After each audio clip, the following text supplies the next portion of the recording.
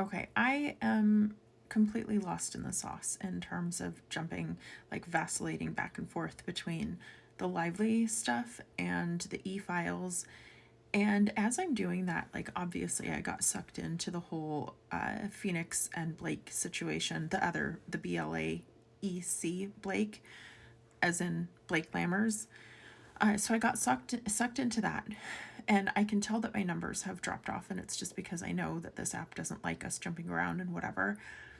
But here's the thing: my FYP right now, it is so wildly chaotic, and I know that just the other day I was watching the content from that guy who talks about like dark psychology and the way that apps basically hypnotize us and get us into a certain state of mind. And I have to remind myself, because then that's the other thing too. I had another post that I downloaded from an attorney because they were talking about the recent upload or download of the new e files. And they were also talking about like, there's a reason why it's happening like this. And it is so relevant to both the lively situation and the e files. But when it comes to the lively case and the e files, there is a reason why things are coming out the way that they are, because this attorney was saying uh, in these high profile cases that have really tough, traumatic content, especially in relation to children, uh, they usually have a specific way that they release this type of content. And the fact that that isn't happening with the e files specifically, uh, this attorney is saying that this is intentional because they want to create chaos and essentially overload, and in that way create an outcome that they can control without having to prove. They don't have to.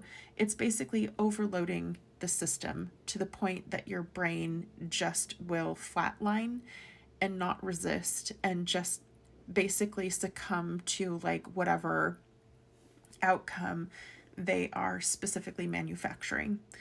And so that way your brain isn't relying on evidence. Like, you don't have to go through and make sense of everything. You don't have to prove point for point and make sense of the puzzle as if the puzzle is supposed to fit together the way it was meant to fit together. It releases it in a way that your brain knows it's a puzzle, and then will just not question how it fits together. It will just accept that this is a puzzle, it fits together. And then in that way, they can produce a predicted outcome because your brain is so overloaded and overtaxed that you won't fine tune, you won't comb through the details and figure out, you know, the the chronological sequence or the most logical sequence in how things unfolded and make sense. That way, if they want to produce a manufactured outcome that is in opposition to what is in the evidence, uh, there will be enough stuff that's like plausible, etc. And that way you just let go and just let the ambiguous, monstrous amount of information, you know, it's basically like a type of confirmation bias. Because if you only find enough, needles in the haystack that seem like what you're looking for, your brain will just say, okay, there's too much of a haystack. I've found enough needles, and it is what it is. It's so relevant to what's happening in the Lively case right now because it's the same thing. There's no container, it's not guided. Everything that's been happening on the Lively side, there's been no attempt to form any kind of timeline. The Baldoni side has done multiple attempts at putting out a timeline and making sense of the flood of information that's coming out from the documents. And that's because they know they have facts, they know they have evidence, they know they have something that makes sense when you put it all together, and you put it all together in the way that it actually unfolded, and the way it was relevant to the actual events, and not only the actual events, but the things that they are currently saying. Whereas the lively side, they're like, actually, we can't put it in order, because if we put it in order, then it sounds differently than what we need it to be. So they're flooding. They're flooding a lot of information. They're not giving it a container. They're not giving it guidance in how to consume the information. And so there's no structure to it. And it makes it harder for a person, a lay person at that. Whereas what's coming out from the legal teams, there's a team of people. There's at least a team of people that are orchestrating information. They have the insider knowledge, they have the privileged information, they have all of the details, and they have the ability to discern, like, do we put this out in a structured way so that it tells a specific story?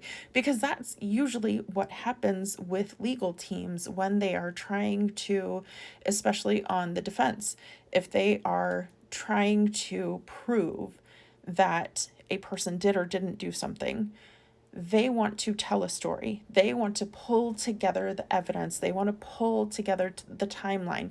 They want to pull together the history in a consumable way. So they want to serve it on a platter. They want the jury and the judge to be able to consume the information in a way that they're like, oh yeah, it really does. Okay, so yeah, it does make sense that this person likely didn't do this thing, because we have A, B, C, and D. And even if it's not a sequential order of things, there would be a container for the type of information. Like, this is all of the communication about this type of event, and this is all of the communication about that type of event, and this is what's relevant to the timeline, etc. That's not happening in either of these situations, and that's happening for a reason. It's because they want your mind overloaded so that you will just let go and follow the narrative that they want to attach. That's what's happening with the lively side. The Baldoni side they are not about the narrative. They are about the facts and the evidence. They are about the timeline, and they are about the accuracy. The e-files, same thing. They are not giving you a structured way to consume this. They are not telling you that, hey, all of these emails are relevant on this topic, and all of these emails are relevant on that topic, and here's how to maneuver between these two containers. That's not happening at all. They are just overloading, and then they're saying, oh, here's another dump, here's 3 million more files.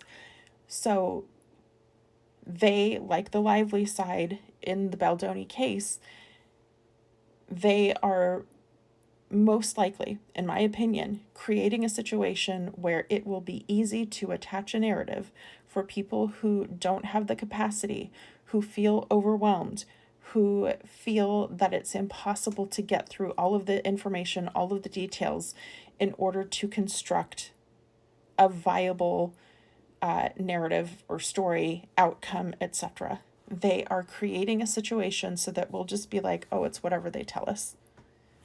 It's whatever they tell us. Remember that when you are confronting either one of these situations. I beg of you, take care of yourself. Rest. Take breaks. Remind yourself. Keep yourself deeply checked in with reality. That's why I've had to kind of take a rest, because I'm like, everything that this attorney was saying in her post about what they're doing, they are things, they are feelings I have started to have, where I feel overwhelmed, and I'm disassociating, and I'm frustrated, and I'm angry. Take care of yourself. so that you can see the truth